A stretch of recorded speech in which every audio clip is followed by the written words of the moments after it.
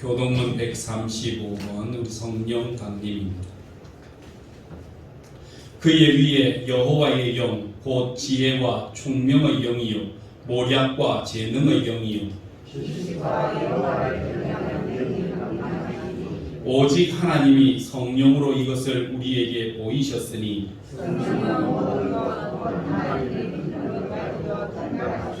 내 아버지께 구하겠으니 그가 또 다른 보혜사를 너희에게 주사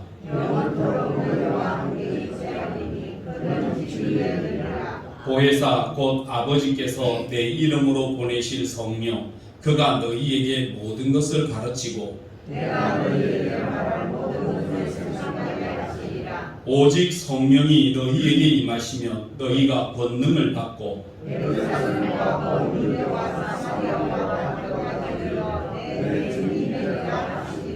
아멘. 착석하시고 이진출 장로님 대표로 기도 인도하시겠습니다.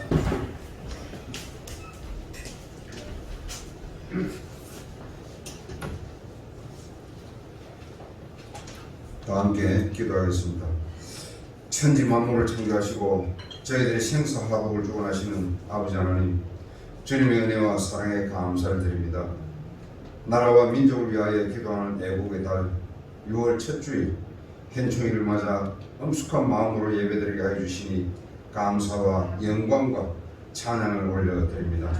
지난 한 주 동안도 세상에 살면서 믿음이 부족하고 연약해서 알고 지은 죄 모르고도 지은 죄를 이 시간 회개하오니 저희들이 영혼을 불쌍히 여겨 용서하여 주시옵소서.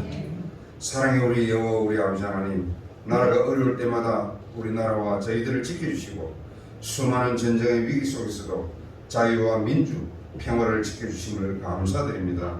일제강점 위기 속에서도 독립운동가 선열들의 희생으로 말미암아 자유와 독립을 이루게 하여 주시고 6.25 전쟁 중에서도 나라와 유엔이 힘을 합쳐서 자유를 지켜주신 우리 아버지 하나님, 꽃다운 청춘을 바쳐가면서 순국하신 선녀들께 이 시간 고개 숙여 감사와 추모를 드리게 하여 감사하는 마음을 갖게 하여 주시옵소서. 특별히 작년부터 코로나19 바이러스로 인해서 정치와 경제가 무너졌지만 그 가운데서도 저희들에게 건강을 허락해 주시옵소서. 주님의 귀한 자녀로 주님께 영광 돌리며 살아가게 해주심을 감사드립니다. 전능하신 아버지 하나님, 저희들을 사랑하시사 허감의 세력이 강한 이 지역에 저희 사랑교회를 세워주셔서 이 지역 복음화와 주님 나라 확장의 사역을 감당할 수 있도록 인도해 주심도 감사드립니다. 금년에는 새로운 비전이 저희 교회에 정해져 있음으로 인해서 이 지역에 아직도 주님을 모르고 살아가고 있는 불쌍한 영혼들을 주님 앞으로 이끌어내어서 주님의 사랑과 주님의 은혜로 주님의 사명을 감당하는 사랑의 공동체로 엮어 나갈 수 있도록 인도하여 주시옵소서. 그동안 어려웠던 백신 접종도 이제는 전국적으로 이루어지고 있는 만큼 백신 접종 후에 아무런 사고나 후유증이 없도록 하나님께서 눈동자처럼 지켜주시고 보호해 주시옵기를 간절히 바라고 원하옵나이다. 그래야 빠른 시일 내에 이 코로나 사태가 종식되어서 정상적인 예배와 구역 모임 그리고 중보 기도와 전도 활동을 통해서 빈자리가 가득가득 채워지는 역사가 나타나게 하여 주시옵소서. 성령으로 함께하고 계시는 우리 아버지 하나님, 오늘 성령 강림 주일을 맞아서 말씀을 선포하실 담임 목사님께 성령의 두루마기를 입혀주시고 능력과 성령이 충만케 하여 주시옵소서. 지난 일주일 동안 준비하신 말씀을 선포하실 때에 주님의 영광만을 드러내는 은혜의 말씀이 되게 해 주셔서 시들고 메말라 있던 내 신앙이 성령 충만으로 변화되어서 믿음이 회복되는 역사가 나타나게 하여 주시옵소서.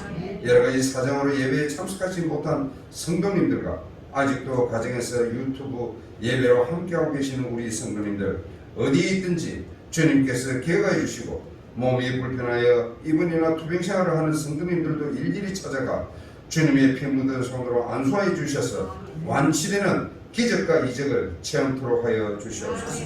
찬양을 통해서 닫혀있던 마음의 문을 열려지게 해주시고 이 시간 알게 모르게 봉사하시는 아름다운 성도님들의 손길들도 일일이 기억해 주시고 넘치는 사랑과 은혜로 축복하여 주시옵소서. 지금은 예배를 열어사오니 우리 예배를 방해하는 사탄 마귀는 하나님께서 꽁꽁 묶어 주실 줄 믿사옵고 예배의 시종을 주님께 의탁드리오니 마치는 시간까지 주님께서 함께하여 주시옵소서.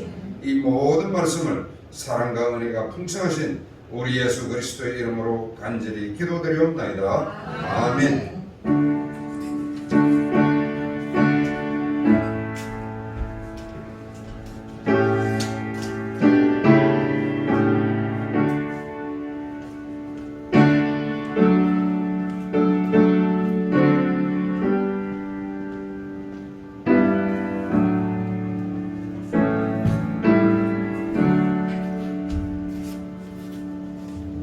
사도행전 2장 42절부터 47절까지 말씀 교독하겠습니다. 그들이 사도의 가르침을 받아 서로 교제하고 떡을 떼며 오로지 기도하기를 힘쓰니라.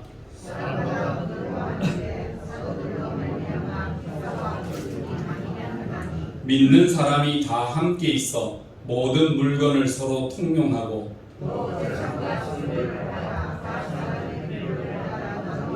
날마다 마음을 같이하여 성전에 모이기를 힘쓰고 집에서 떡을 떼며 기쁨과 순전한 마음으로 음식을 먹고 하나님을 찬미하며 또 온 백성에게 칭송을 받으니 주께서 구원받는 사람을 날마다 더하게 하시니라. 아멘. 우리 교회에 대해서 두 번째로 말씀을 나눕니다. 교회가 뭡니까? 저와 여러분의 숙제입니다. 필립 얀시 같은 사람들은 교회, 나의 사랑, 나의 고민이라고 하는 책을 썼습니다. 교회가 나의 사랑이기는 사랑인데 교회가 또 고민이 많습니다. 교회에 대해서 고민도 많고 또 내가 기대했던 것의 교회가 이 땅에 이루어지지 않는 것 때문에 늘 마음속에 슬퍼하고 아파하는 그 모습들도 있습니다. 교회가 왜 다투냐? 교회가 왜 싸우냐? 사람들마다 교회가 뭡니까? 라고 묻는 사람들마다 그 마음의 중심이 있습니다. 그게 뭐냐면 내 마음대로 안 된다는 겁니다. 나를 알아주지 않고 나를 사랑해주지 않고 나를 이해해주지 않는다. 그런 마음들이 있을 때마다 도대체 교회가 뭐냐? 이게 교회냐? 라고 말하는 사람들이 많이 있습니다. 틀린 말은 아닐 겁니다. 그들의 마음을 이해하지 못하는 것도 아닙니다. 여러분, 그런데 교회라고 하는 것을 잘못하다 보면 자기 이기심을 성취하는 것을 교회라고 잘못 착각할 때가 있습니다. 그래서 제가 여러분께 말씀드렸죠. 우리가 하나님 앞에 기도할 때 기도라고 하는 것은 내 소원 성취, 내 뜻을 이루어내는 게 그게 기도가 아니라 하나님은 기도하는 자에게 약속을 주신다고 했습니다. 어떤 약속? 좋은 것을 주신다고 약속하셨습니다. 우리는 사실 마땅히 빌바를 알지 못합니다. 뭐가 여러분에게 필요한지 모릅니다. 마치 이것만 있으면 내가 다 될 것도 같은데 그것 때문에 기도는 하지만 막상 그거 얻고 나도 내 마음에 그 근원적인 문제가 해결되거나 속 시원한 게 없습니다. 문제는 계속 남아 있습니다. 그렇기 때문에 우리는 진짜 좋은 게 뭔지를 몰라요. 그럼 돈 하지만 돈 있으면 문제가 다 해결됩니까? 돈 있다고 문제 해결되지 않습니다. 여기 이병철 씨가 옛날에 그렇게 이야기 안 했던가?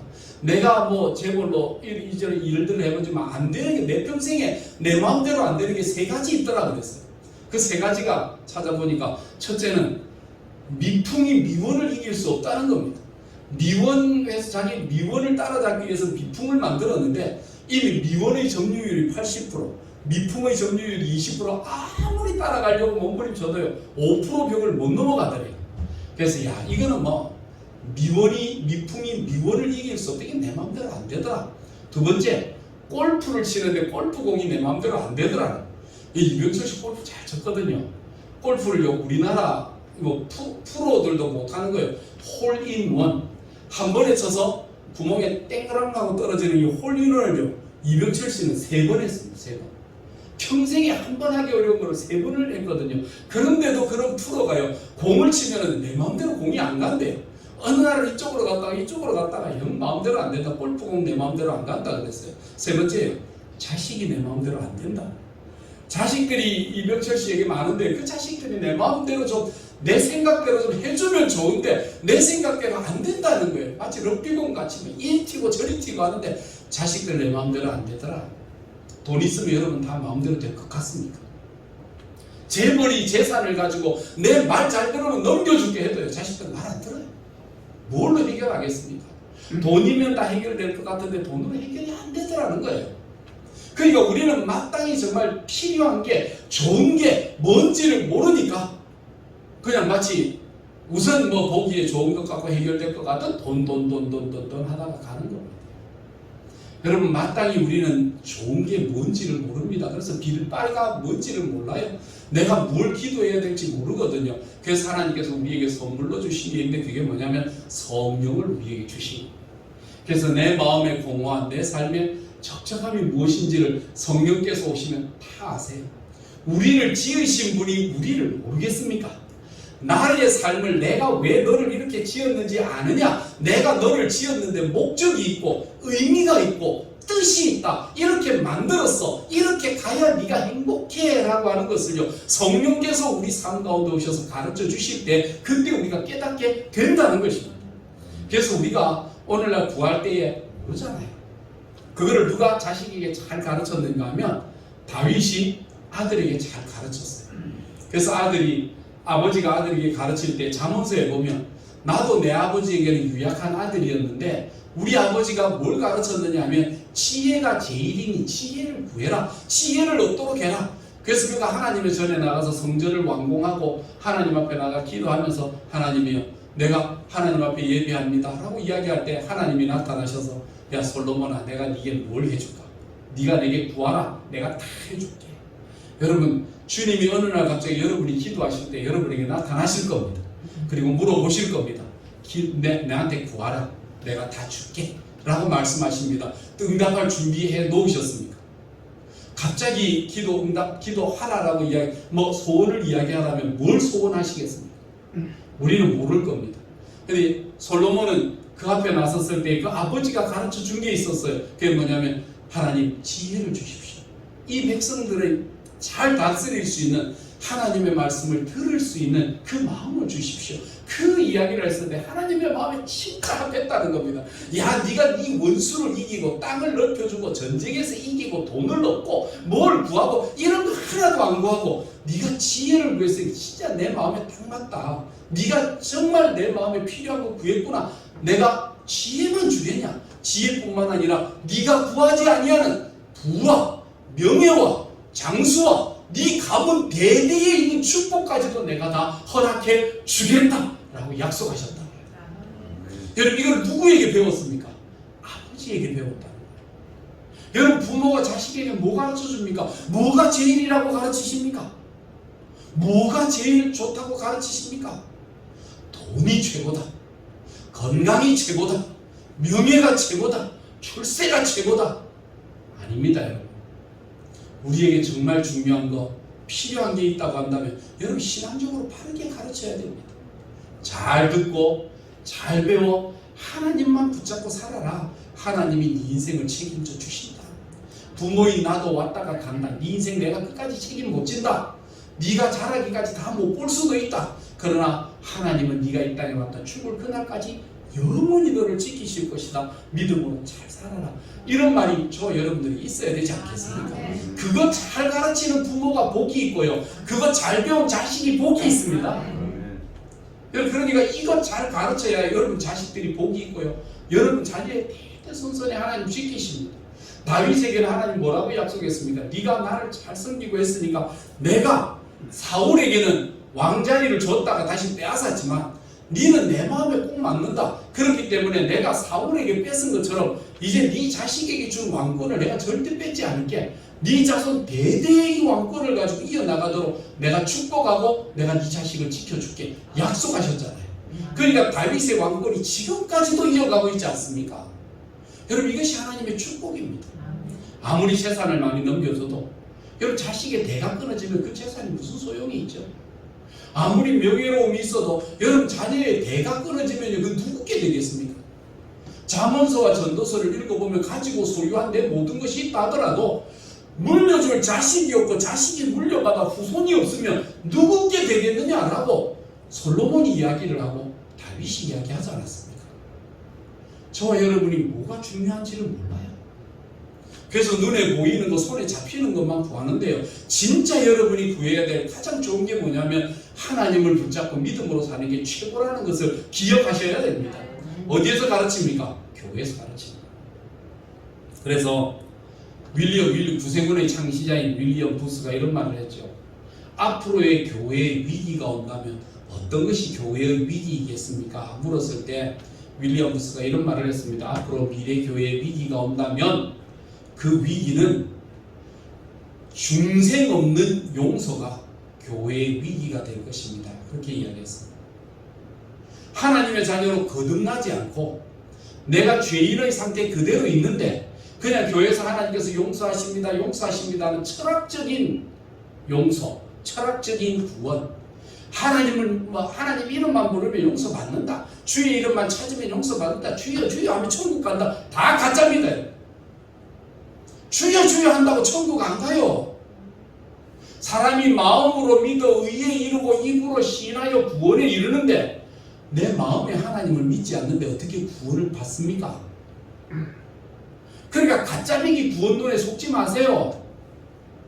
내 마음으로 하나님을 믿고 예수 그리스도를 나의 구주로 영접하고 내 심령에 거듭남의 경험이 있어야 여러분 천국 가는 줄로 믿습니다. 여러분 이 거듭남이 없는 용서가요 마약입니다.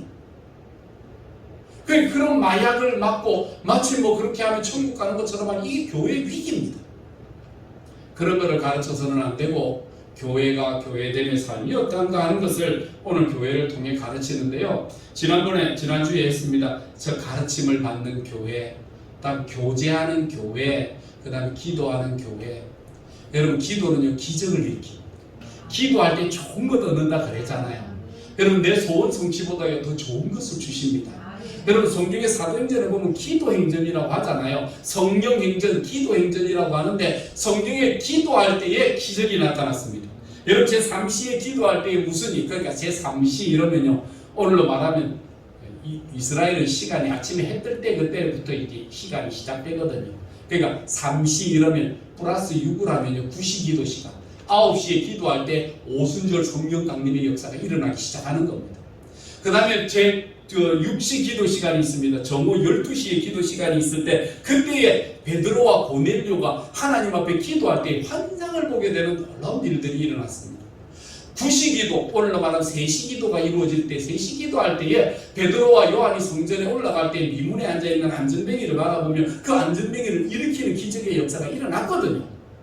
여러분 우리가 문제가 있어 달려와서 기도하는 것도 좋지만요. 그러나 더 중요한 것은 우리가 시간에 따라서 정해놓고 하나님 앞에 기도하고 꾸준히 기도하고 하나님 앞에 간구할 때에 우리가 알지 못하는 그때의 기적 같은 일들이 나타나기 시작한다는 겁니다. 여러분 우리가 저축하는 이유가 뭐고 적금하는 이유가 뭡니까? 보험을 드는 이유가 뭡니까? 급작할 때 터뜨리기 위한 거 아닙니까?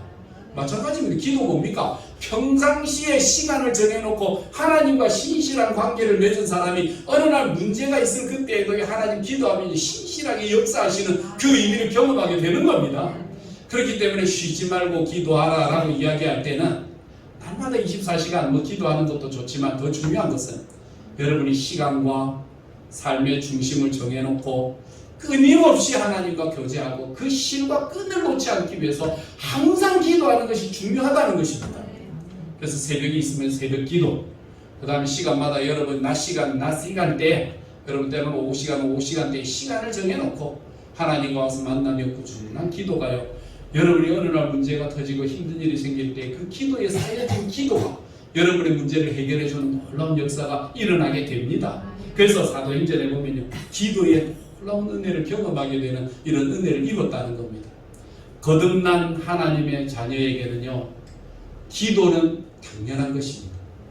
그런데 거듭나지 못한 성도에게는요 기도가 참 어려운 거예요. 기도가 싫고 힘이 드는 겁니다. 그러니까 뭐라고 변명하느냐면 하나님 내 마음의 소원 다 아시기 때문에 기도할 필요 없다. 내가 소원 필요한 거 너희 구하지 않아도 준다 했으니까 안 해도 된다 이런 말을 하는데요 그건 모르는 사람이 하는 말이고 기도 안 하는 사람들이 하는 말입니다. 우리 마음에 소원을 주시는 하나님은요 우리로 기도하게 하십니다. 성경의 예언서에는 보면요 너희가 하나님의 뜻이 그러하고 하나님께서 이것을 이루어 주신다고 작정하더라도 그래도 너희는 내게 구하여야 할지니라 이렇게 말씀하셨어요. 여러분 하나님이 다 알고 하나님 여러분 주십니다. 그럼에도 불구하고 여러분은 기도해야 합니다. 이것이 저와 여러분이 가지는 하나님이 주시는 은혜의 축복입니다. 그러니까 기도하는 교회로서의 모습을 갖춥니다. 그 다음에 네 번째는요, 사람마다 두려워하는데 라고 이야기합니다. 43절. 사람마다 두려움이 있습니다. 두려워한다는 건 공포심이 아닙니다. 공포심이 아니라 너무 존경하기 때문에, 너무 사랑하기 때문에 두려움이 있는 겁니다. 여러분, 우리가 사랑하면 막대하지 않습니다. 정말 하나님을 사랑하면 그냥 값어치 없이 그렇게 살지 않아서 너무 사랑하고 존중하기 때문에 두려움이 있는 겁니다. 내가 아무리 그렇다고 내가 그럴 수 있나? 그럴 수는 없지 라고 이야기하는 두려움이 성도들에게 있습니다. 잠언서 5장 1절에도 보면 우리 하나님은 하나님에 대해 나올 때에 두렵고 경외하는 마음으로 나오라 했고요. 성경에 보면 오직 여호와는 그 성전에 계시니 온 천하는 그 앞에서 잠잠할지어다 말씀하셨어요. 교회에 나와서 너무 내 목소리가 높아요. 너무 내 목소리가 커요. 너무 내 생각이 강해요. 그래서 교회 와서요, 하나님의 말씀으로 은혜로 살아가면 너무 자기 주관이 강해서 내 뜻대로 해야 되고 내 생각대로 해야 되고 내 방법대로, 그래 안 해주면 이게 좋은 교회 아니다, 그리고 떠나버리고 나면 그런 건 바람직하지 않다는 겁니다. 여러분, 하나님 두려워하십니까? 사랑합니다. 우리가 사랑하지만 그 사랑이 하나님 앞에 뭐로요? 두려움으로 나타나는 겁니다. 그거는 공포심이 아닙니다. 아이고, 내가 이거 안 하면 하나님 벌 주시는 거 아닌가? 내가 이거 안 하면 하나님 치시는 거 아닌가? 이런 게 아니고 하나님을 너무 사랑하기 때문에 그 두려움, 그 사랑을 잃을까봐 두려움, 그 사랑을 빼앗길까봐 두려움, 그 두려움으로 신앙생활하는 게 이게 두려움입니다. 그래서 공포심이 아닙니다. 너무 사랑하는 그 두려움이 이스라엘 백성들에게 있었다는 것입니다. 그 다음에 나타납니다. 기사와 표적이 많이 나타난다. 여러분, 교회가 좋은 교회는요, 기사가 있고 표적이 있는 교회입니다. 때로는 병든 사람이 옵니다. 때로는 귀신 든 사람이 옵니다. 그럼 기사와 표적이 있어야 된다니까 병든 사람과 귀신 든 사람이 오면 위하여 손을 넣고 기도하면 귀신이 막 나가고, 그럼 그런 경우도 있지만요, 더 중요한 것은 병이 치유될 때마다, 귀신이 나갈 때마다 반드시 예수님께서 하신 말씀이 있습니다. 바울 사도도 역시 똑같이 이야기했습니다. 뭘 이야기합니까? 내 믿음대로 될지어다. 귀신 든 사람 데리고 오세요. 병든 사람 데리고 오세요. 위하여 기도. 아니, 목사님, 병든 사람이 와도 기도해도 안 낫던데요. 아닙니다. 뭐가 되면? 그의 믿음이 들어가면요, 병이 고침을 받고 귀신이 쫓김을 받습니다. 그래서 뭐 해야 됩니까? 계속 예배에 참석하고 계속 말씀을 듣고 계속 하나님 앞에 구하고 하는 그 믿음을 주시옵소서, 믿음을 주시옵소서 할 때 그 믿음이 우리를 치유하는 은혜가 일어날 수 있다는 것입니다. 한 번에 기도했는데 안 되더라. 단번에 약발을 받으면 마약이라 그랬습니다.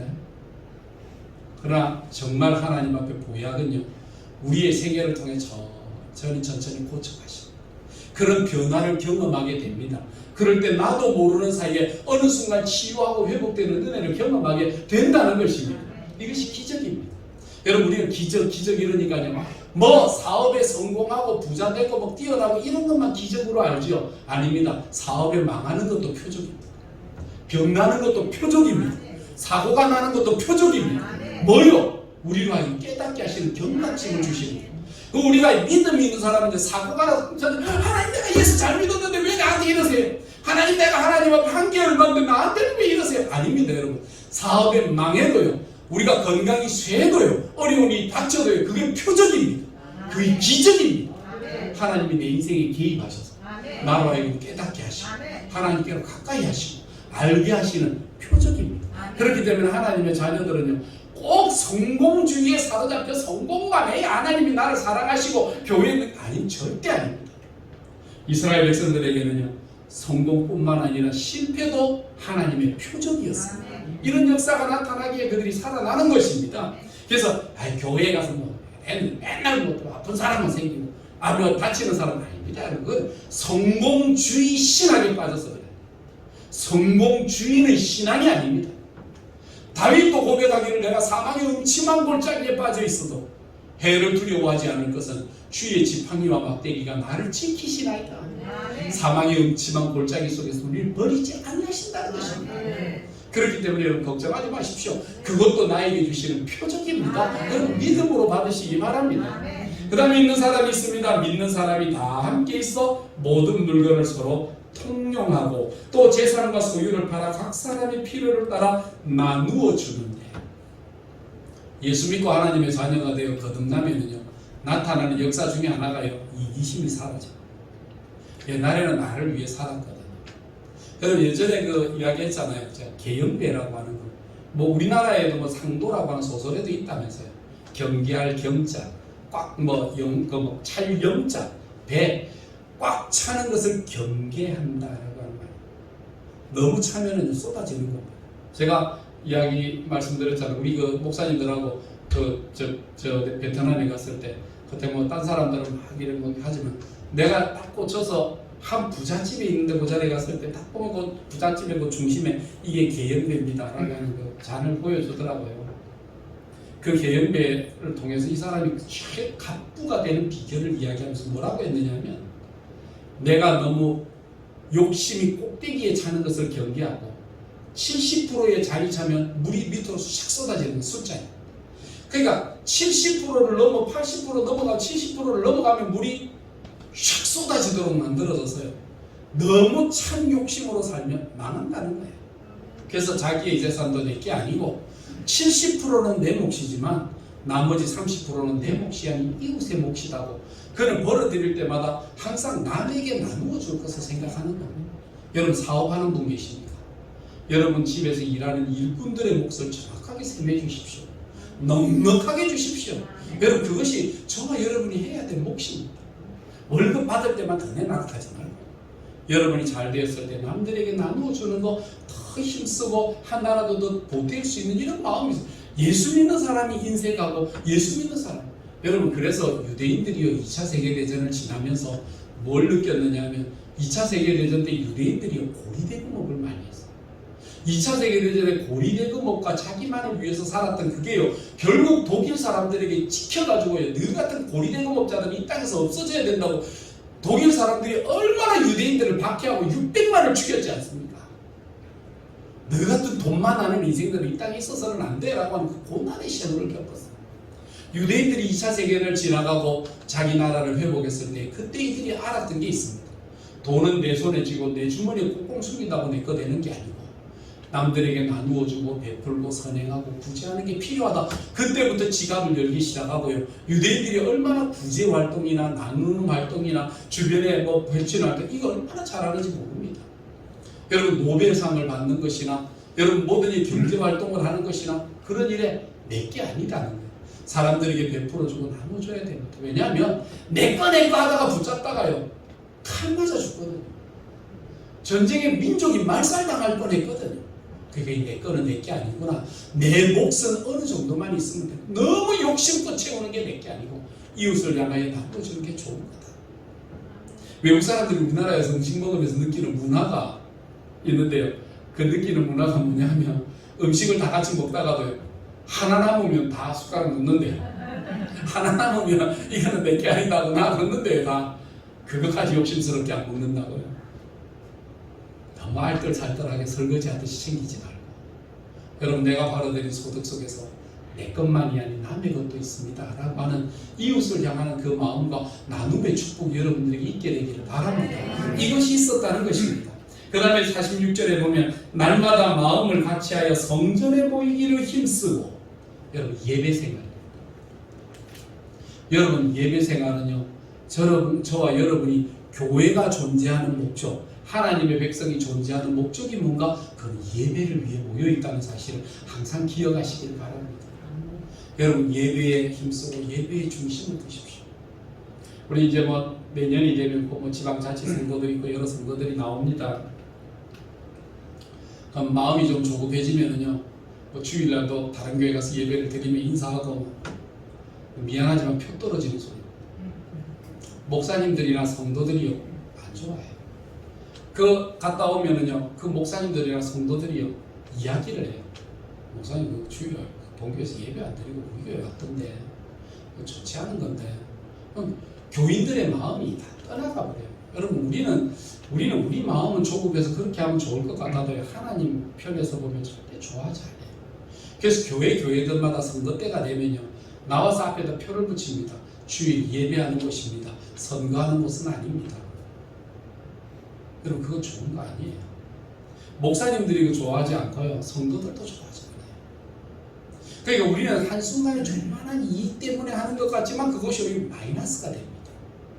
저와 여러분 주일날 뭐 사업한다고요, 뛰어나간다고요, 사업 잘 될 것 같습니까? 마이너스입니다.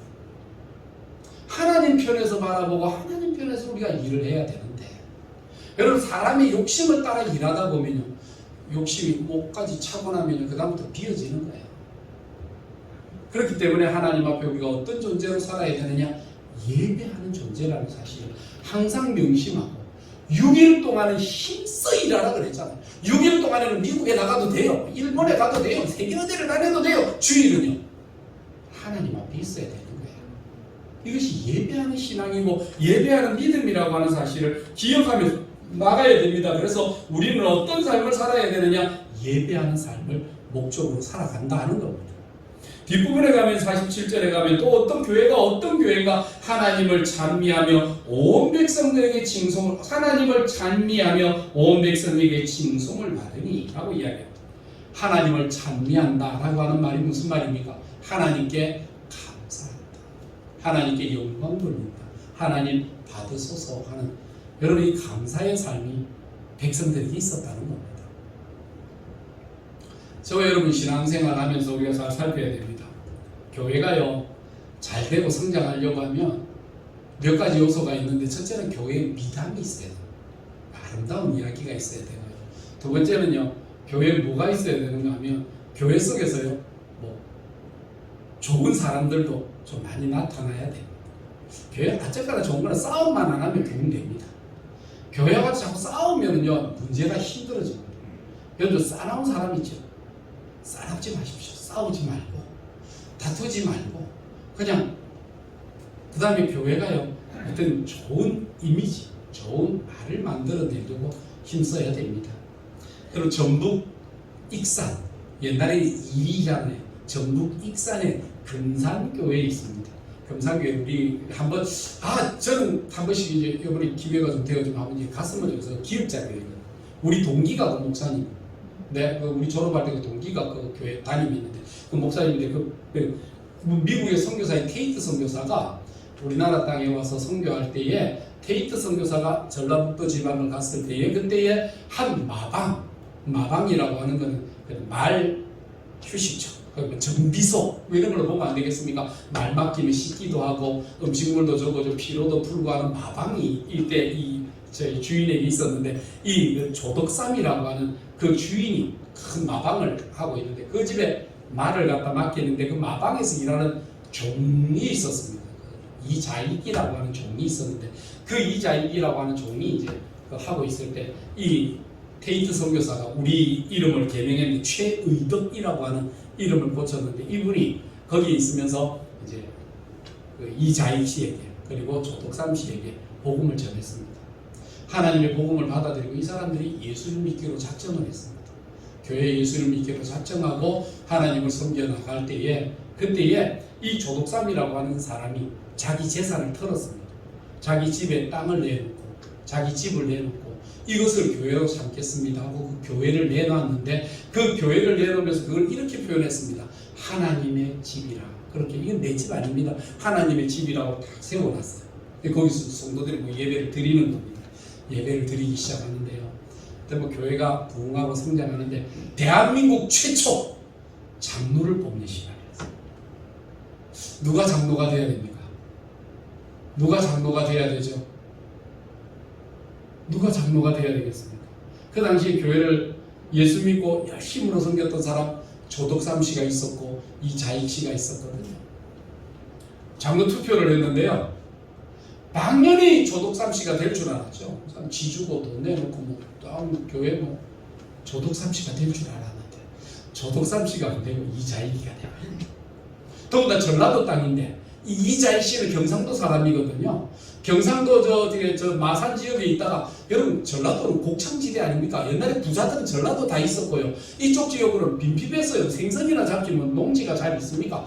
전라도 땅에는요 황토 흙이고 농사 잘 되지 않습니까? 그러니까 부자들이 거다 있어도 그냥 경상도 살다가 못 먹으니까 종로으로 살아도 거기 가서 살아야 먹는다. 그래서 간 사람인데 경상도 사람인데다가 노비인데다가 종로민데다가 예수를 믿었는데 당연히 지주가 돼야 되고 장로의 주인이 돼야 되는데 이 사람은 떨어지고 종이 된 거예요. 선교사도 얼굴이 하얘지고 뭐 이 성도들도 얼굴이 하얘지고 막 뽑기는 뽑았는데 아유 설마 했던 그 표가 그쪽으로 나가버린 거예요. 얼굴이 하얘지잖아요. 우리 같은 거 작가요. 역사의 기념비 아닙니까? 초대 장로를 뽑는 자리. 우리 같은 거 어찌해야 됩니까? 이 아직 뭐 교회는 했지만 이 땅 아직 내 이름으로 돼 있고 교회도 내 건데 나가라. 예수 보고 필요 없다. 다 나가라. 그러니까 뭐 이거는 뭐 농사는 지어서 살아야 되겠다. 나가야 되는데 교인들의 그 마음과 분위기를 조덕삼 장로가 딱 알았어요. 그러는 순간요 조덕삼 장로가 앞에 나가 싹 이야기한 거예요. 참 여러분 하나님의 은혜고 우리 성도들의 신앙과 믿음이 이렇게 출중합니다. 우리 교인들의 선택이고 하나님의 선택이 되었으니까 저는 이 일에 있어서 순종합니다. 앞으로 내가 집사로서 비록 가정으로서는 이 사람이 내 종이고 내가 주님이지만 앞으로 장로 됐으니까 교회에서는 장로로 뜻이 모시면서 섬기겠습니다. 라고 조덕삼 장로가 됐죠.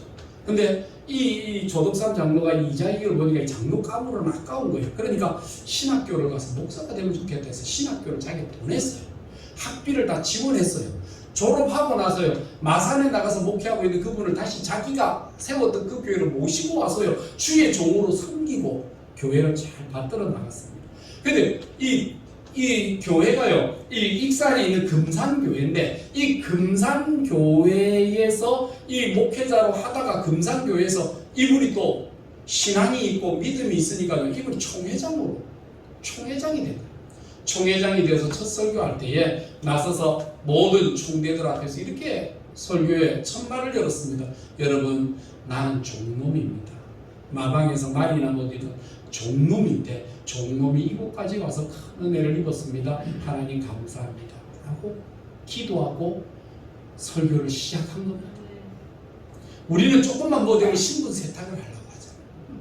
내가 뭐 종놈이었다는 거 뭐지 저 이야기를 하고 있나?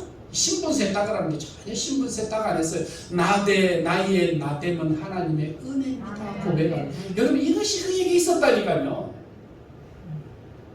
그리고 나서 조덕삼 씨가 나중에 2대 장로가 되고 교회를 이끌어 나갔는데 정말 잘했어요.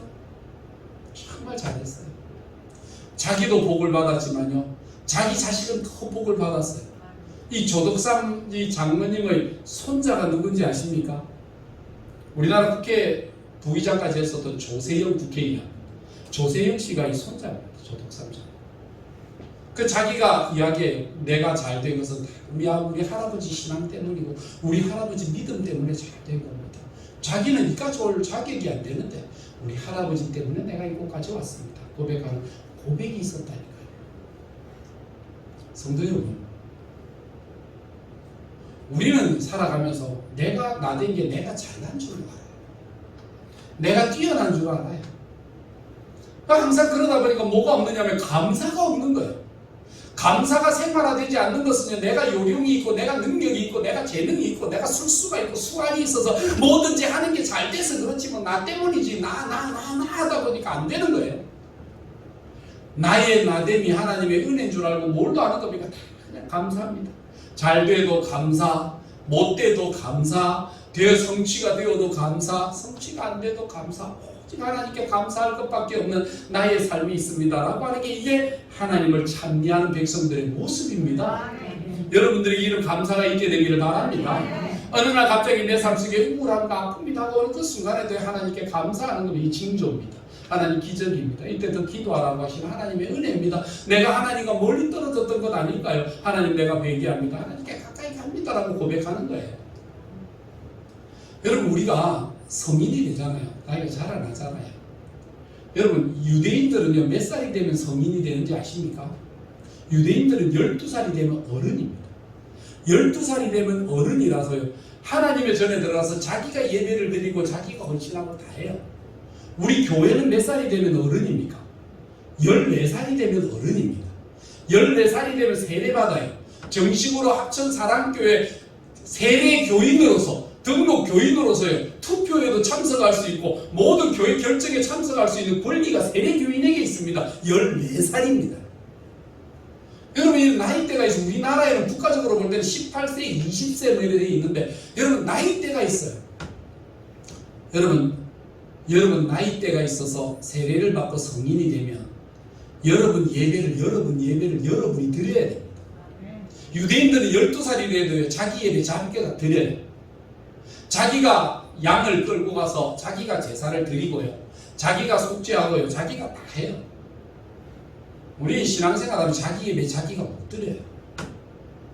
그냥 가족에게 얹혀 사는 것 같아요.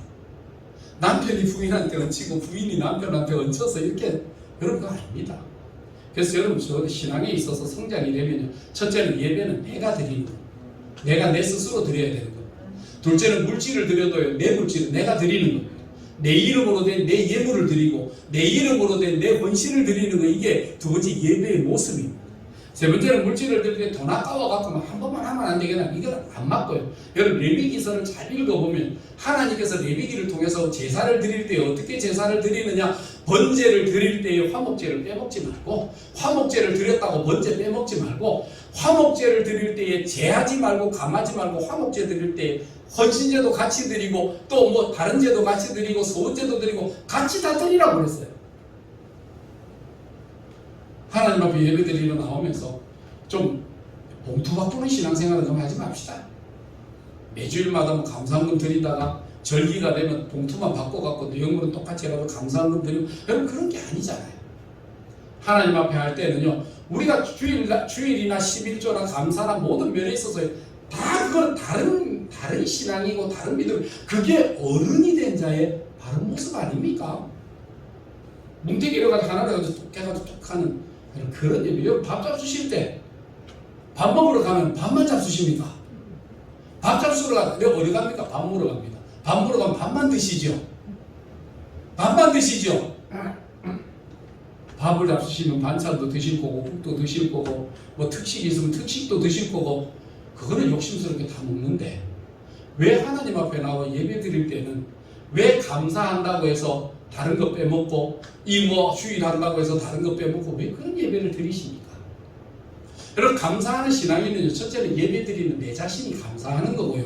그렇기 때문에 예물도 내 이름으로 하나님 앞에 드리는 거고요. 두 번째는요 내가 드리는 그 예배 드릴 때에 주일의 헌금은 주일 헌금대로 드리는 거고요. 감사는 감사대로 드리는 거고요. 11조는 11조대로 드리는 거고요. 절기는 절기대로 드리는 거 다 달라요. 이게 뭉태기로 그냥 하나로 딱 해가지고 드리는 거 물론 뭐 안 하는 것보다 낫죠. 안 하는 것보다 나은 것 같은데 그게 바르다는 거. 이러니까 계속 분위기가 싸늘해지잖아요. 저놈이 마각을 드러내는 거 이래가지고 분위기가 싸늘해지는 게 아니요. 이게 다른 예배입니다. 성경적 예배입니다. 그러니까 여러분 성인이 된 내 자신은 12살이 되면서 예수님도 12살이 되는 어린 나이 때에 예배를 혼자 드렸고요. 그는 부모와 떨어졌고요. 부모가 가다가 잊어버렸을 때 아이야 네가 왜 여기에 있느냐 할 때 어머니 내가 아버지의 집에 내가 있어야 될 줄 왜 알지 못하시나이까 하고 그 자리에 머물러 서셨던 예수님은요. 뭘 안다는 겁니까? 감사를 안다는 겁니다. 내가 하나님을 얼마나 기뻐해야 된다는 것을 예수님은 아셨다는 겁니다. 여러분 이게 성숙한 신앙, 성숙한 믿음의 참모습 아니겠습니까? 이것이 예루살렘 교회 속에서 나타날 때의 교회됨을 하나님을 찬미하며 감사하는 예배의 모습이 여기에 있었습니다. 마지막에는요. 온 백성들에게 칭찬받는 교회. 교회가 교회됨이 이 땅에 존재함이 이 땅에 있을 때 어떤 모습으로 서야 될까? 칭찬받는 교회, 인정받는 교회, 받아지는 교회. 여러분 이런 모습으로 가야 됩니다. 교회나 사고나 문제가 생길 때마다 나타나는 것들이 개인의 욕심이 너무 강하고 개인의 욕망이 너무 강하고 그렇다고 해서 밖에 나가면 정직하게만 합니까? 정직하지 않잖아요. 밖에 나가가지고는 딴 말을 하잖아요. 내가 어떻게 보존되기 위해서 교회를 깔아놓게 내가 어떻게 하기 위해서 교회가 잘못됐다 그러고 내가 어떻게 서기 위해서 뭐 교회가 뭐 목사가 잘못되고 뭐 성도가 잘못되고 나보다 더 중요한 것은 교회이고 나보다 더 중요한 것은 하나님이고 나보다 더 중요한 것은 우리의 믿음이 중요한데 그런 것들은 다 저버리고 오직 나 중심적. 그러다 보니까 교회에 문제나 아픔이나 어려움이나 그런 것들이 다 존재하는 것입니다. 우리도 이제 교회가 이제 자라나면서 여러분들도 다 다른 교회에서도 다 신앙생활 다 하셨잖아요. 다른 데서 신앙생활, 믿음생활 다 하셨으면 이제는 애는 아니잖아요. 성숙하셨잖아요. 교회가 뭔지를 좀 알고 교회가 어떻게 해야 되는지를 알고 믿음으로 가는 게 뭔지 예배가 무엇인지 신앙이 그래야 우리가 바른 길을 걸어야 교회 다니는 사람이 참 바른 길을 걷는다라고 하는 걸 알아야 되죠. 예수 믿는 사람이 지멋대로 사는데 세상 사람들이 어떻게 교회를 여러분 교회를 누가 핍박하는지 아십니까? 예수쟁이들이 교회를 핍박합니다. 예수 안 믿는 사람들은 교회를 오히려 두려워해요. 예수 안 믿는 사람들은 교회를 바라볼 때 그래도 아이고 야 그래도 교회가 하나님이 있다 하는데 두렵다. 그렇게 사는데 예수 믿는 저와 여러분들이 하나님을 얕보고 살아요. 얼마나 무시하고 사는지. 집에 부모님이 계셔도요 자식이 부모님 앞에 큰 소리 자기 부모님을 보고 하는 소리는 아니지만 부부간에 큰 소리하고 싸우면요 그것 자체가 아버지에게 불효하는 거 아닙니까? 어머니에게 불효하는 거. 부모님이 계시는 자식들 목소리가 높아질 수 있습니까? 부모가 근심하게 하는 그 자체를 불효라고 하잖아요. 어디 교회 나와갖고 내 목소리가 커야 되고 내 목소리가 높아야 되고 내가 그거 자체가 불신앙 아닙니까? 이 우리가 교회가 우리가 하나님을 먼저 두려워하고 우리가 먼저 하나님을 경외하고 우리가 서로 섬기고 우리가 서로 가야 되고 성경에 뭐래 너희들끼리 먼저 화목하고 너희들끼리 먼저 서로 잘 지내라 서로 알아줘라 라고 성경에 이야기를 했는데 그렇지 못하고 아직도 어린아이 신앙을 하니까 예배의 소중함을 모르고 하나님의 귀중함을 모르고 여러분 이런 예배로 이런 신앙으로 가다 보면 저와 여러분들이 다른 거는 문제가 아닌데 우리 자식들이 뭘 배우겠습니까? 우리 자식들이 뭘 알겠습니까? 그냥 딱 해야 돼요. 그래서 제가 이야기하자면 유서를 쓸 때는 세 가지 빼뜨리지 말아야 돼요. 첫째는 내 인생에 요약이 있어야 돼요. 나는 저번에 이렇게 살아봤다. 두 번째는 내 이렇게 살아오고 난 이후에 내가 예수를 이렇게 만났고 예수 믿고 난 다음에 내가 이렇게 살았다라고 하는 신앙의 간증. 세 번째, 자식들에게 너희도 믿음으로 살아라. 다윗이 솔로몬에게 지혜에 대한 부분들을 가르쳤을 때 이 자식이 지혜를 이야기했을 때 하나님 앞에 큰 복을 받았잖아요. 여러분만 복 받기를 원합니까? 여러분의 자녀들은 여러분보다 더 큰 복을 받게 되기를 원합니다. 여러분의 딛고 여러분의 일어서는 놀라운 복이 있게 되기를 바랍니다. 여러분 그렇기를 원한다면 여러분 자식 바르게 가르치십시오. 그래야 됩니다. 제가 부산에 있을 때 그 초래학교에 장로님 간증을 들었어요. 아버지가 의성에 계시는 분이신데 아버지가 5남매가 있었대요. 5남매가 있었는데 그 5남매 해가지고 자녀들이 성가에 다 펼치고 장남이 이제 아버지 모시고 살아가고 있는데 어느 날 이 장로님 공무원 생활 퇴직하시고 나서 60에 퇴직하시고 나서는 늘 이야기합니다. 나는 70이 되면 하나님 내 불러 가신다. 70 되면 나는 하나님 천국 간다. 70 되면 나는 죽는다. 그래서 목사님 장로님 그렇게 오래오래 사셔야죠. 아닙니다. 목사님 저는 70 되면 하나님 불러 가십니다. 저는 70 되면 하나님 앞에 가고 이거는 모든 사람들 앞에 나는 70이면 하나님 앞에 갑니다. 노래를 부르며 다녔어요. 70이 되던 그 해에 어느 날 근데 자녀들 장남을 불러다가 아들아 내일 애들 다 좀 모아라. 내가 아마 내일 하나님 나 불러 가실 것 같은데 내가 니들에게 할 말도 있고 이러니까 자식들 다 불러래 이야기. 그러니까 아버지 무슨 말씀을 불러라. 아들이 전화를 다 한 거야. 야 아버지가 좀 이상하신데 한번 니들 얼굴 보고 싶은가 보다. 오너라 이라고 자식들 다 모았어요. 5명이 잘 모여서 그날 저녁에 아침 일찍 나가가지고 모욕 깨끗하게 하고 자기 짐 정리 다 하고 저녁상 식탁에 딱 둘러앉아서 양복 다 입고 둘러가고 이제 예배를 하나님 앞에 드리면서 지금까지 지내온 것 주의 크신 은혜로 이 찬송을 3번 불렀다. 지금까지 지내온 것 주의 이 찬송 3번 부르고 그 다음에 자기 간증하고 자식들 하나 머리 얹어 축복하면서 하나님 잘 믿고 잘 신앙생활 복을 받게 해주십시오. 그리고는요 저녁에 자면서 내 이제 오늘 하나님 앞에 간다. 너희 예수 잘 믿고 신앙생활 바르게 해라. 그리고는요, 잠자리 들어간 양복도 안 벗고 이부자리에 탁 누워서 이렇게 앉아가지고 그래 아이들이 아버지 뭐 목소리 정정하고 뭐 궁금하신데 뭐 에이 괜히 쓸데없는 뭐 약해지셨는가 보다 보약이라도 해드릴까 했대요. 그래도 아버지 저라니까 내일 하루는 더 있자 이라고 자식들이 하루 더 잤대요. 아침에 일어나서 아버지 식사하셔야죠. 문 두드리는데요. 아버지가 양복 입은 그 이불에 들어가 그대로 하나님 부르시면 받은 거예요. 그게 자식들이 깜짝 놀란 거죠. 하나님 살아계시구나. 하나님 일하시는구나. 깜짝 놀래가지고 그 자식들 아들 둘이가 있는데 부산 내려서 사는데 하나는 초량교회 하나는 저기 어디 그 남부비 중앙교회 그 교회 둘이 다니는데 그 집사도 아니고 잡사였어요. 뭐 교회만 달랑달랑 가고 막 집사 때도 술 먹고 막 친구들하고 그거 보는 사람은 깜짝 놀래가지고 으악 이랬다. 진짜 하나님 살아계시고 그리고는요 자식들이 그때 정신 차렸어요. 부산 내려가고 신앙생활하는데 새벽 기도부터 시작해서 빠지지 않냐고 성실하게 믿음 생활한 거예요. 그리고 둘 다 하나는 초량교회에서 장로로 하나는 남부민 중학교에서 장로로서 섬기는데 얼마나 잘했습니다. 그 뭡니까? 자기 집안에 간증이 있는 거예요. 여러분에는 무슨 간증이 있습니까? 여러분의 집안에는 어떤 믿음의 증거가 있습니까? 우리 교회는 어떤 증거를 남겨야 됩니까? 저와 여러분 기억하셔야 됩니다. 좋은 교회는 내가 좋은 교회에 있다고 해서 가서 되는 것이 아니라 여러분이 있는 그 교회가 좋은 교회가 되어야 될 줄로 믿습니다. 내가 있는 교회를 좋은 교회로 만들고 내가 있는 교회를 하나님의 교회로 만들고 능력이 있고 힘이 있는 성령의 충만한 교회가 되기 위해 우리가 하나님 앞에 기도하고 우리가 하나님의 말씀대로 살고 우리가 이 땅에서 우리의 욕심과 이기심을 내어놓고 하나님의 영광이 무엇인지를 바라보고 가는 그 교회가 될 때에 그때 이 교회를 통해서 하나님께서 주변에 칭찬받고 구원받는 사람을 날마다 더하게 하시는 은혜를 입게 하시지 않겠습니까? 이런 축복이 여러분들이 있게 되길 바랍니다. 여러분 오순절 성경 강림을 통해서 예수님은 두 가지 꿈을 꾸셨어요.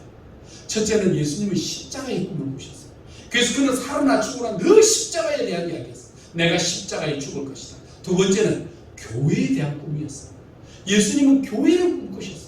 그 교회를 통해서 천하 열복이 주께로 돌아오는 그 꿈을 꾸시는 거예요. 그 예수님 교회에 대한 꿈을 누가 실현시켜 주셨느냐면 성령께서 실현시켜 주신 거예요. 성령께서 그 교회의 머리가 되시고 주인이 되셔서 성도들로 하여금 감동, 감화, 성령의 폭발적인 역사를 통해서 예루살렘 교회 하나를 통해서 전 세계 방방곡곡에 복음이 증거되고 그 수혜와 혜택을 저와 여러분이 받는 겁니다. 여러분 빨간 면 잘 다세요. 나는 사형수입니다. 저와 여러분에게 사형수입니다. 우리는 죽어 마땅한 사형수예요.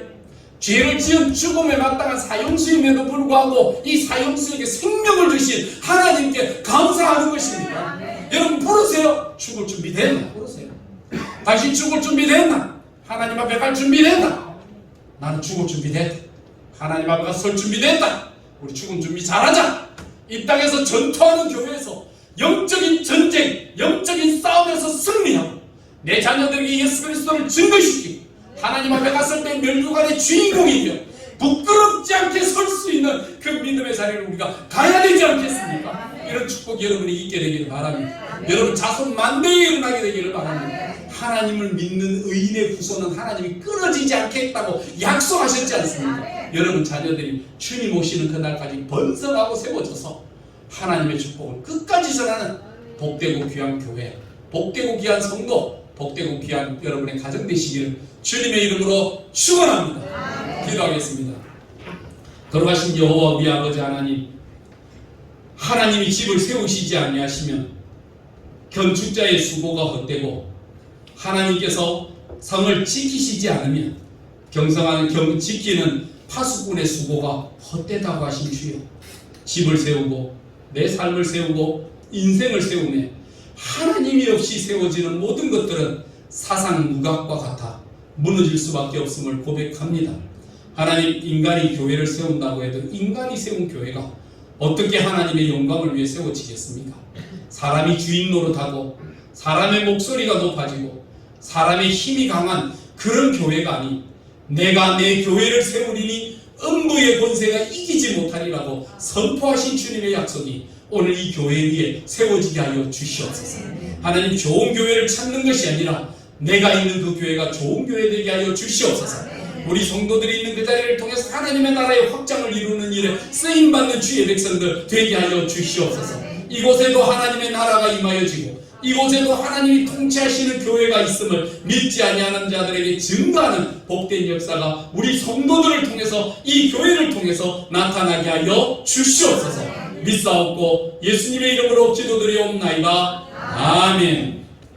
이제는 이 땅에 오셔서 십자가를 사모하시며 한 사람의 희생이 온 민족으로 구원케 하심을 깨달으시고 십자가 위에 즐겨 올라가셨던 우리 주 예수 그리스도의 은혜와 말씀의 진실하심과 약속의 성실하신 하나님이 죽은 예수 그리스도를 부활시켜 하나님의 우편 보좌에 앉게 하시며 믿는 자들마다 이런 은혜를 주시겠다고 약속하신 하나님 아버지의 무한하신 사랑하심과 우리의 삶 속에 무엇을 구해야 될지, 어떻게 해야 될지를 모를 때에 하나님의 성전에서 하나님의 자녀들에게 영의 충만함을 주셔서 하나님의 자녀다운 권세를 누리고 살아갈 수 있도록 인도하시는 성령 하나님의 놀라우신 역사가 오늘 하나님을 믿는 자들로 통해 앞으로의 다음 세대의 현 세대와 다음 세대에 주님이 오시는 그날까지 하나님 나라 회복을 위해 쓰임받을 수 있도록 간구하며 기도하는 성도들과 그들의 자녀손과 사업과 일터 위에 이제로부터 영원토록 함께 있을지어다. 아멘.